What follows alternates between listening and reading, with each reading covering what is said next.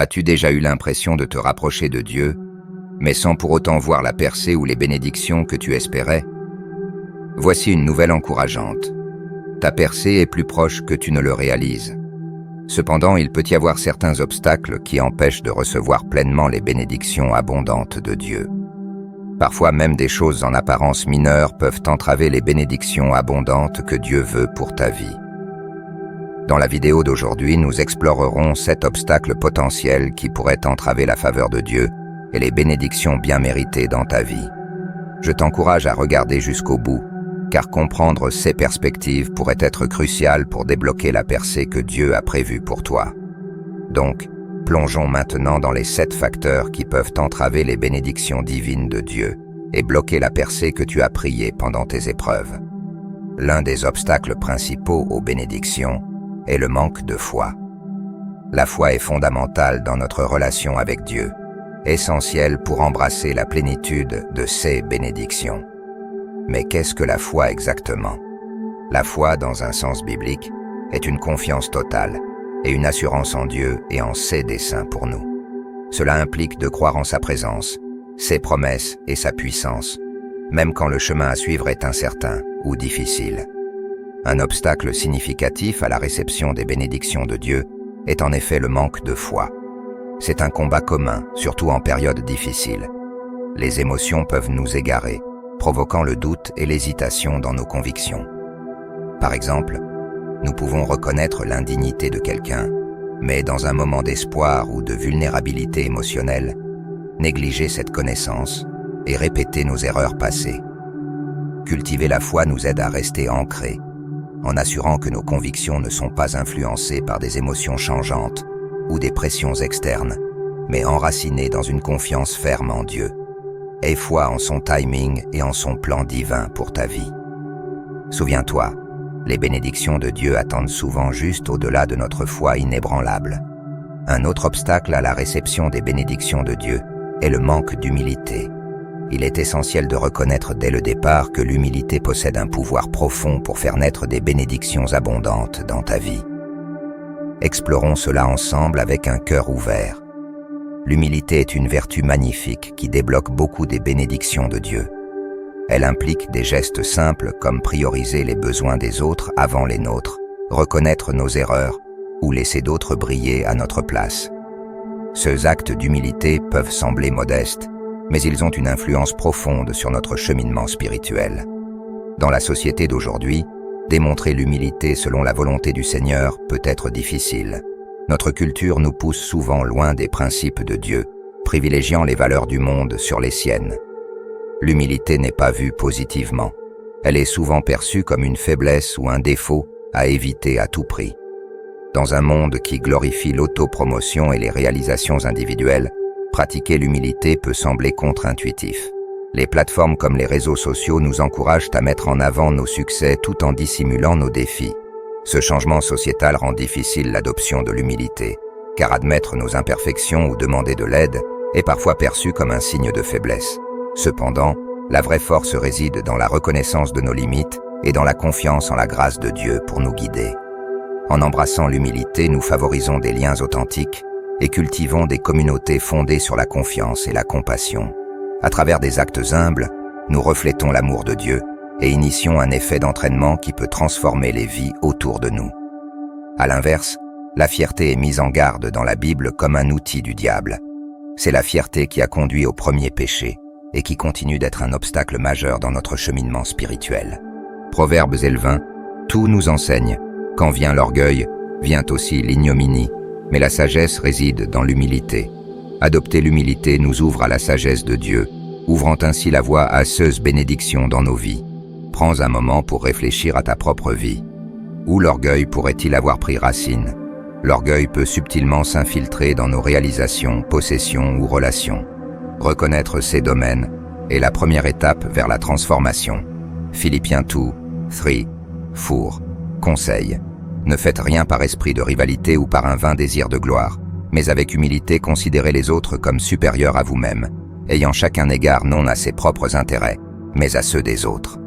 En somme, embrasser l'humilité nous permet de nous aligner plus étroitement sur la volonté de Dieu, favorisant ainsi des relations plus profondes et ouvrant la voie à esseuses bénédictions qui peuvent abonder dans nos vies. Voici la traduction du texte que vous m'avez donné. Malgré leurs doutes, Dieu a constamment pourvu aux Israélites, démontrant son amour et sa fidélité inébranlables. Cette histoire nous rappelle que même lorsque le doute assombrit notre foi, la bonté de Dieu reste inébranlable. Prenez un moment pour réfléchir à une période de votre vie où le doute a éclipsé votre foi, peut-être lors de difficultés financières, d'une crise de santé ou d'une perte personnelle. Maintenant, pensez à comment Dieu est intervenu en ces moments, souvent de manières inattendues. Cela pourrait être à travers un mot gentil d'un étranger, une bénédiction financière imprévue ou un soudain sentiment de paix qui vous a enveloppé. Ces instants sont des rappels de la bonté de Dieu, même lorsque sa présence n'est pas immédiatement apparente. Dans le livre des Lamentations, nous trouvons un rappel poignant de la compassion et de la fidélité durable de Dieu. Lamentation 3:21-24 déclare « Je rappelle cela à mon cœur, aussi j'ai de l'espérance. Les bontés de l'Éternel ne sont pas épuisées, ses compassions ne sont pas à leur terme, elles se renouvellent chaque matin. Oh, que ta fidélité est grande!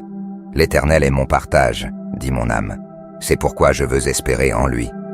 Que ses paroles résonnent profondément en vous. L'amour et la compassion de Dieu pour nous se renouvellent chaque jour. Il demeure fidèle même face à nos circonstances les plus difficiles. Lorsque le doute tente d'éclipser votre foi, prenez position fermement et déclarez à haute voix « Dieu est bon ». Cette déclaration simple mais profonde a le pouvoir de chasser les ténèbres de votre cœur.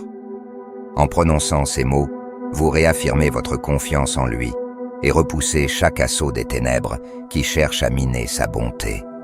Chaque fois que vous déclarez « Dieu est bon », vous renforcez votre conviction en son caractère immuable et en son amour infini pour vous. Cela devient une déclaration de victoire sur le doute et une proclamation de foi en sa fidélité inébranlable. Mes amis, votre engagement à vous immerger dans la parole de Dieu réjouit son cœur. L'ennemi préférerait que vous ne regardiez pas cette vidéo en entier, surtout lorsque nous abordons le prochain facteur crucial. Le quatrième obstacle qui peut nous empêcher de recevoir les bénédictions divines de Dieu est l'idolâtrie. L'idolâtrie va au-delà de l'adoration de statues ou de faux dieux. Elle englobe tout ce que nous priorisons au-dessus de notre relation avec Dieu. Réfléchissez à votre propre vie. Y a-t-il des choses qui passent avant Dieu? Pour certains, cela pourrait être une carrière poursuivie avec tant de zèle qu'il reste peu de place pour la prière et la croissance spirituelle. D'autres peuvent être excessivement concentrés sur la stabilité financière, entraînant une anxiété constante et des soucis. Peut-être s'agit-il d'une relation où la validation d'une autre personne pèse plus lourd que la validation de Dieu. Même les distractions modernes comme les réseaux sociaux, la technologie et les divertissements peuvent devenir des idoles s'ils occupent une place plus importante dans nos cœurs que notre amour pour Dieu. Bien qu'il soit louable de poursuivre une carrière avec diligence, si le succès commence à dicter nos valeurs et nos choix, il risque de devenir une idole.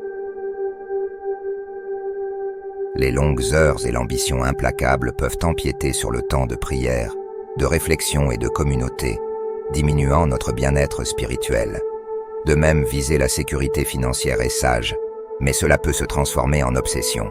L'anxiété à propos de l'argent peut dominer nos pensées et nos actions, nous faisant plus compter sur la richesse que sur la provision de Dieu. Jésus met en garde contre cela lorsqu'il dit « Vous ne pouvez pas servir Dieu et l'argent ».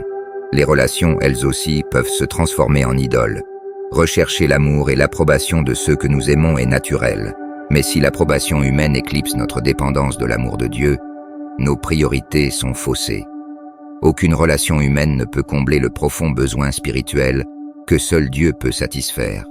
Même des activités en apparence inoffensives comme les réseaux sociaux et les divertissements peuvent avoir un impact sur notre santé spirituelle. Ces plateformes sont conçues pour nous captiver, nous conduisant souvent à passer des heures à faire défiler les fils au lieu de prier ou d'étudier les Écritures. Il est crucial d'évaluer si ces activités renforcent notre croissance spirituelle ou entravent notre connexion avec Dieu. Réfléchissons profondément à ces enseignements. Y a-t-il des domaines de votre vie où quelque chose d'autre qu'une relation avec Dieu occupe la place principale dans votre cœur? Prenez le temps de réaligner vos priorités, vous assurant que Dieu demeure au centre de votre vie, guidant vos décisions et nourrissant votre âme. Lorsque les distractions occupent une plus grande place dans nos cœurs que notre amour pour Dieu, elles se transforment en idoles. En d'autres termes, tout ce qui détourne notre attention de Dieu et de Esseus des saints peut devenir une idole. Il est crucial de maintenir notre regard fixé sur Christ, en plaçant notre relation avec Dieu avant tout le reste. En agissant ainsi, nous nous préservons progressivement de l'idolâtrie. Dans le livre de l'Exode, Dieu ordonne « Tu n'auras pas d'autre Dieu devant moi ». Cette directive n'est pas simplement une règle, elle représente un chemin vers une véritable liberté et faveur divine. Placer quoi que ce soit au-dessus de Dieu crée une barrière aux bénédictions qu'il désire répandre dans nos vies. Prenez un moment pour méditer profondément sur cette vérité. Les bénédictions de Dieu vous sont disponibles, mais elles peuvent être bloquées par tout ce qui prend la priorité sur lui dans votre vie. Considérez le récit du jeune homme riche dans Luc, chapitre 18. Ce jeune homme s'approcha de Jésus cherchant la vie éternelle, affirmant avoir observé tous les commandements. Cependant, quand Jésus lui demanda de vendre toutes ses possessions, donner aux pauvres et le suivre, le jeune homme s'en alla tristement parce que sa richesse avait plus d'importance pour lui. Cette histoire illustre de manière poignante comment les attachements terrestres peuvent entraver notre cheminement spirituel et bloquer les bénédictions que Dieu a prévues pour nous. Maintenant, prenez une pause où que vous soyez. Livrez vos idoles à Dieu en ce moment même. Parlez à haute voix et déclarez « Seigneur, je te livre mes idoles. Je te place au-dessus de tout dans ma vie. » Lorsque vous priorisez Dieu, tout change. Vous créez de l'espace pour son intervention puissante dans votre vie, invitant Esseus bénédictions les plus pures. Dieu promet de prendre soin de chaque aspect de votre vie, vos besoins, vos soucis et votre avenir. Encouragez-vous avec cette vérité. Dieu prendra soin de vous. Ayant une foi maximale et laissant aller les soucis est essentiel. Se rendre à Dieu apporte une paix qui dépasse toute compréhension, même dans les affaires financières. Placer tout entre les mains de Dieu et abandonner notre propre volonté est crucial pour débloquer sa divine faveur. Pour ouvrir la porte aux bénédictions et aux provisions de Dieu, nous devons d'abord identifier et abandonner les idoles dans nos vies. Maintenant, abordons une autre barrière significative aux bénédictions, l'impatience. L'impatience peut nous empêcher de récolter les bénédictions que Dieu a en réserve pour nous. Souvent, nos épreuves font partie du processus par lequel Dieu nous façonne et nous prépare pour la percée à venir. Pensez à Dieu comme celui qui nous renforce et nous façonne en personne, capable de recevoir Esseus, bénédictions abondantes. L'impatience peut nous tromper, créant des attentes fausses et étouffant nos rêves. Elle peut entraîner des hauts et des bas émotionnels, rendant difficile le maintien de l'équilibre entre l'excitation et le découragement. Dans notre empressement à accomplir notre but, l'impatience peut nous pousser à saisir toute opportunité qui semble promettre des progrès. Cependant, placer notre confiance en des personnes ou des circonstances plutôt qu'en Dieu peut nous égarer. Le chemin que nous choisissons peut ne pas être en accord avec le plan parfait de Dieu pour nous. Avoir confiance en Dieu signifie avoir confiance en son timing et en ses voies. Il connaît le bon moment et le bon endroit pour que nos bénédictions se déploient. Réfléchissez à l'histoire de David dans le livre de 1 Samuel. David fut un futur roi d'Israël dès son jeune âge, mais il dut attendre de nombreuses années avant d'accéder réellement au trône. Pendant ce temps, David fit face à de nombreuses épreuves, notamment la persécution du roi Saül qui cherchait à le tuer. Malgré ces difficultés, David resta patient et ferme dans sa foi en Dieu. La patience et la confiance inébranlable de David en Dieu furent finalement récompensées lorsqu'il devint roi et unifia le royaume d'Israël. Son parcours nous enseigne la valeur de la patience et de la foi en la timing de Dieu. Plutôt que de succomber au désespoir, nous pouvons choisir de nous réjouir, sachant que Dieu est avec nous à travers chaque défi. Le mot grec original pour joie est « chara », qui signifie gaieté et allégresse venant de l'intérieur. Cette joie ne dépend pas de nos circonstances, mais réside dans nos cœurs, offrant la paix même au milieu des tempêtes de la vie. En embrassant la patience, nous pouvons cultiver cette joie intérieure, en nous fiant au timing parfait de Dieu et à ses plans bons pour nous. Peu importe la source ou la gravité de nos épreuves, nous pouvons choisir de rester joyeux, pleins d'espoir et en paix.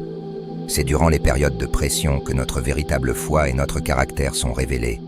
Chaque épreuve que nous rencontrons a le potentiel de produire quelque chose de significatif en nous, même si nous ne le reconnaissons pas immédiatement. Ces saisons difficiles peuvent devenir des rencontres profondes avec Jésus à travers sa parole, des occasions pour que Dieu nous enseigne la patience et des moyens pour approfondir notre intimité avec lui à travers la prière et la réflexion sur l'Écriture. Ce sont des moments où Dieu peut façonner notre caractère, nous façonnant pour refléter davantage le Christ dans nos paroles, nos actions et nos attitudes, et ainsi rayonner sa lumière dans le monde. Je comprends à quel point il peut être difficile de maintenir la patience lorsque l'on attend avec impatience une percée. Que vous priez pour une provision financière, une guérison ou une réconciliation au sein de votre famille, il est naturel de ressentir de la frustration lorsque les réponses ne viennent pas aussi rapidement qu'on le souhaite. Cependant, Galates 6, Nain nous encourage à ne pas nous lasser de faire le bien, car en temps voulu nous moissonnerons si nous ne perdons pas courage. Mes amis, ne perdez pas courage. Continuez à faire confiance au timing de Dieu, sachant qu'il sait ce qui est le mieux pour vous. Votre persévérance finira par porter un riche fruit en son temps. Considérez l'histoire de Sarah et Abraham dans la Bible comme un exemple des conséquences de l'impatience. Malgré la promesse de Dieu d'avoir un fils, l'impatience de Sarah l'a poussé à suggérer à Abraham d'avoir un enfant avec sa servante, Agar, ce qui a entraîné des complications et du chagrin. Faire confiance au timing de Dieu est essentiel pour recevoir le meilleur de sa part pour nous. Réfléchissez à vos propres expériences de vie. Avez-vous déjà précipité une décision parce que vous en aviez assez d'attendre? Peut-être avez-vous accepté un travail qui n'était pas le bon choix, ou êtes-vous entré dans une relation qui n'était pas alignée avec le meilleur de Dieu pour vous? De telles décisions prises par impatience peuvent entraîner des regrets et manquer des bénédictions. Mais quand nous attendons patiemment le Seigneur, nous découvrons que ses plans dépassent largement les nôtres. Dans votre situation actuelle, quelle qu'elle soit, rappelez-vous que Dieu est activement à l'œuvre. Il orchestre les événements selon son timing parfait et sa volonté parfaite. Faites-lui confiance, car il est fidèle pour accomplir ses promesses et vous conduire vers son meilleur pour votre vie. L'histoire de Daniel dans la fosse aux lions illustre un courage profond et une foi inébranlable face à la peur. Malgré le fait de savoir que prier quelqu'un d'autre que le roi Darius le mènerait à être jeté dans la fosse aux lions, Daniel est resté ferme dans son engagement envers Dieu. Cet acte de défiance contre le décret n'était pas motivé par la témérité, mais par la confiance de Daniel en la souveraineté et la protection de Dieu. Quand les ennemis de Daniel rapportèrent sa désobéissance, le roi Darius, malgré son affection pour Daniel, était lié par son propre décret pour appliquer la punition. Alors que Daniel était jeté dans la fosse des lions affamés, le roi Darius passa une nuit blanche, troublé par ce qui s'était passé. Le lendemain matin, cependant, à la grande surprise de tous, Daniel émergea indemne. Dieu avait envoyé un ange pour fermer la gueule des lions, épargnant la vie de Daniel. Cette délivrance miraculeuse a non seulement confirmé la foi de Daniel, mais a aussi démontré la puissance de Dieu sur la peur et le danger. L'exemple de Daniel nous enseigne des leçons précieuses sur comment affronter la peur avec la foi. Son courage venait d'une confiance profonde en la fidélité et la protection de Dieu. Au lieu de succomber à la peur des conséquences, Daniel a choisi de prioriser sa relation avec Dieu avant tout. De même, dans nos vies, la peur peut se manifester sous différentes formes. Peur de l'échec, peur de la perte, peur de l'inconnu. Ces peurs peuvent nous paralyser, nous empêchant de saisir les bénédictions et les percées que Dieu a préparées pour nous. Cependant, comme le rappelle 2 Timothée 1:7, Dieu ne nous a pas donné un esprit de peur, mais de puissance, d'amour et de maîtrise de soi. Pour surmonter la peur, nous devons cultiver une relation profonde et intime avec Jésus-Christ. C'est à travers cette relation que nous expérimentons son amour parfait, qui chasse toute peur. En nous approchant de Dieu dans la prière, en lui abandonnant nos peurs et nos angoisses, sa paix surpasse toute compréhension et garde nos cœurs et nos pensées. Philippiens 4:7. Plutôt que de nous attarder sur nos peurs, choisissons la foi. Proclamons avec audace que Dieu est avec nous, nous guidant à travers chaque défi et nous donnant la force de marcher avec assurance dans sa volonté. En nous confiant en ses promesses et en embrassant son amour, nous pouvons surmonter la peur et entrer dans la vie abondante qu'il a prévue pour nous. L'impardon est en effet un obstacle significatif à la jouissance des bénédictions de Dieu et à la croissance spirituelle dans nos vies. Lorsque nous entretenons du ressentiment envers autrui, cela crée une racine d'amertume qui peut empoisonner nos cœurs et entraver notre relation avec Dieu. Jésus nous a enseigné l'importance du pardon par son exemple et ses enseignements. En Matthieu 6:15, Jésus dit « Si vous pardonnez aux hommes leurs offenses, votre Père céleste vous pardonnera aussi. Mais si vous ne pardonnez pas aux hommes, votre Père ne vous pardonnera pas non plus vos offenses. » Cette parole souligne le lien direct entre notre volonté de pardonner aux autres et notre bien-être spirituel. Lorsque nous refusons de pardonner, nous érigeons une barrière entre nous-mêmes et les bénédictions de Dieu. Le non-pardon nous maintient captifs du passé, revivant les blessures et les offenses, et nous empêche d'avancer dans la liberté et la paix. Cela affecte aussi nos prières, comme Jésus l'a mentionné en Marc 11:25. Et lorsque vous êtes debout pour prier, si vous avez quelque chose contre quelqu'un, pardonnez, afin que votre Père qui est dans les cieux vous pardonne aussi vos offenses. De plus, entretenir du ressentiment peut mener à l'amertume, au ressentiment, voire à des problèmes de santé physique et émotionnelle. Cela nous prive de joie et de paix, les remplaçant par la négativité et la tourmente. La Bible nous avertit en Hébreux 12:15. Veillez à ce que nul ne se prive de la grâce de Dieu, à ce qu'aucune racine d'amertume poussant des rejetons ne produise du trouble, et que plusieurs n'en soient infectés. Pour nous décharger du fardeau du non-pardon, nous devons d'abord reconnaître sa présence dans nos cœurs. Il n'est pas toujours facile de pardonner, surtout lorsque nous avons été profondément blessés ou offensés. Cependant, le pardon ne consiste pas à excuser le mal ou à justifier le comportement des autres. C'est se libérer de l'esclavage de l'amertume et confier la justice à Dieu. Voici des étapes pratiques pour surmonter le non-pardon et ouvrir la voie aux bénédictions de Dieu. 1. Prie pour avoir un cœur de pardon. Demande à Dieu de t'aider à voir les autres à travers ses yeux et d'adoucir ton cœur envers ceux qui t'ont blessé. 2. Choisis de pardonner. Le pardon est une décision, pas seulement un sentiment. Choisis de pardonner, même si tu ne le ressens pas initialement. Rappelle-toi que pardonner est un acte d'obéissance au commandement de Dieu. 3. Lâche l'offense. Lâche prise sur l'offense et sur le désir de vengeance ou de justice. Remets-le à Dieu et confie-lui le soin de gérer la situation avec sa sagesse et en son temps. 4. Prie pour ceux qui t'ont blessé. Prier pour ceux qui t'ont blessé peut t'aider à adoucir ton cœur envers eux et à libérer tout ressentiment restant. 5. Cherche la réconciliation si possible. Si c'est approprié et sûr, cherche la réconciliation avec la personne que tu as pardonnée. La réconciliation n'est pas toujours possible ou conseillée, mais le pardon est toujours essentiel pour ton propre bien-être. 6. Reçois le pardon de Dieu.